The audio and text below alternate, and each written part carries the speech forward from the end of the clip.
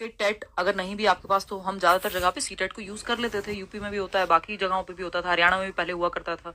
तो अब ये चीज बाकी लोगों के लिए भी महत्वपूर्ण है कि आज चलो ठीक है, तो झारखंड के लिए तो जो है ही, बाकी जगह पे क्या रहेगा। तो एक तो यहाँ पे इन्होंने सिंपली कहा है, बार बार कहा है पूरे जजमेंट में, ये जो 54 पेजेस का जजमेंट है, कि बात ऐसी है, चलते गेम के बीच से ऐसे भागा नहीं जा सकता कि नहीं नहीं हम तो गेम का रूल चेंज कर देंगे। तो गेम्स ऑफ द रूल जो है, रूल्स ऑफ द गेम जो है, उल्टा बोल दिया, रूल्स ऑफ द गेम जो है ऐसे मिडवे नहीं चेंज कर सकते आप, कि जब आपका गेम चल रहा हो और बीच में आप नियम बदल दें रिक्रूटमेंट प्रोसेस शुरू करके, तब रूल्स को नहीं बदला जा सकता। ऐसी सी बात सुप्रीम कोर्ट ने यहाँ पे कही है।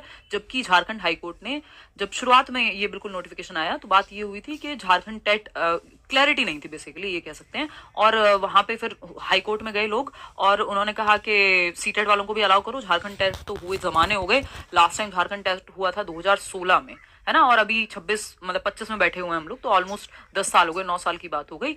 तो अभी सीटेट वालों को भी अलाउ किया जाना चाहिए, जो कि आरटीई में लिखा भी हुआ है कि हाँ, जहां पे आप चाहें सीटेट को भी अलाउ कर सकते हैं। बट ये सारी बातें एक तरफ हो गई क्योंकि इन्होंने फाइनल जजमेंट में ये कह दिया, हाई कोर्ट ने, हालांकि झारखंड के हाई कोर्ट ने ये कह दिया था कि ठीक है, जो सीटेट वाले लोग हैं, जिनके पास सीटेट क्वालिफाइड कैंडिडेट्स हैं, वो भी अप्लाई कर सकते हैं। बट हाई कोर्ट की इस बात को खारिज कर दिया गया एक तरह से। और उसके बाद एक चीज निकल कर के आई है सुप्रीम कोर्ट में, ये जो आज ही फाइनल जजमेंट आया, कल मैंने इस पर बात इसीलिए नहीं की थी क्योंकि फाइनल डॉक्यूमेंट नहीं था अपने पास, कि आप मिडवे रूल्स को चेंज नहीं कर सकते। और ये भी इसमें कहा गया है कि इनफ कैंडिडेट्स हैं झारखंड में ऑलरेडी ही जिनके पास जेटेट का सर्टिफिकेट है, तो उनको ये पेपर देने दिया जाना चाहिए। दूसरा, क्योंकि जब रिक्रूटमेंट आ चुका है तो बहुत सारे लोग ये आने के बाद भी कि नहीं अब सीटेट वाले भी भर सकते हैं, नहीं भर पाएंगे, उनको ये लगेगा, इस बिलीफ में लिखा हुआ है इस भाषा में कि इस बिलीफ में वो फॉर्म नहीं भरेंगे कि नहीं हम शायद इसके लिए एप्लीकेबल ही नहीं है, एलिजिबल ही नहीं है। तो वो वैसे भी राइट ऑफ इक्वल अपॉर्चुनिटीज की बात वहां पे नहीं हो पाएगी, तो इसलिए भी वो बात नहीं है। तो 50 तरह की बातें करके एकदम जो लीगल लैंग्वेज है उसमें कुल मिलाकर के 2-3 चीजें हमारे हाथ में है यहाँ पे।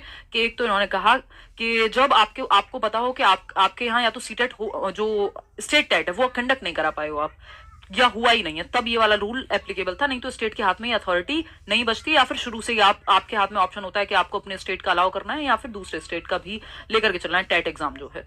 तो यहाँ पे कुल मिलाकर के बात जो है बहुत कंफ्यूजिंग हो गई, क्योंकि रूल्स ऐसे हैं आरटीई में भी, कई प्रकार की बातें हैं, तभी इतना बड़ा जजमेंट आता है। हमें एक तो ये समझ में आता है कि ये इन्होंने साफ साफ कह दिया कि आप चलते रास्ते ऐसे साइन वाइन हो गए, शादी वादी हो गई, उसके बाद ये नहीं कह सकते ब्रेकअप बोल दिया 2 बार और खत्म बात। अब तो आपको इसी रूल्स के हिसाब से चलना पड़ेगा जो आपने रिक्रूटमेंट के टाइम पे कहे थे। तो एक तो जो रिक्रूटमेंट आ रहा है, जो नोटिस आ रहा है किसी भी स्टेट में जॉब के लिए, तभी क्लैरिटी होनी चाहिए। और ज्यादातर स्टेट्स में होती भी है, जैसे हरियाणा ने पिछले साल क्लियर कर दिया था एकदम, है ना, राजस्थान में बातें क्लियर हैं। कई स्टेट्स हैं जो, अगर हम नॉर्थ ईस्ट में भी चले हैं तो वहां पे क्लैरिटी है। यूपी की अगर हम बात करते हैं तो बीच में हवा उड़ी थी कि नहीं नहीं वहां पे सीटेट नहीं रहेगा, बट वो सब कभी नहीं हुआ, अभी तक तो हुआ ही नहीं, वहां तो वैकेंसी नहीं है देखने को, होना तो दूर की बात है, अब देखेंगे कब होता है।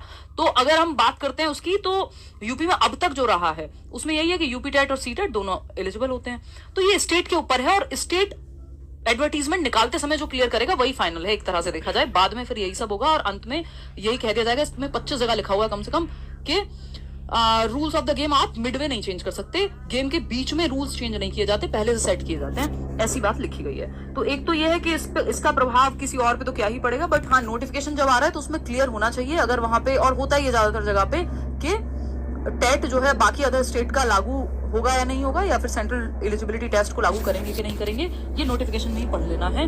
और ज्यादातर स्टेट में ये चीज क्लियर है, बाद में चेंज करने में फिर ऐसा ही तमाशा होगा और अंत में कुछ हाथ में आना नहीं है। तो एक तो ये चीज है।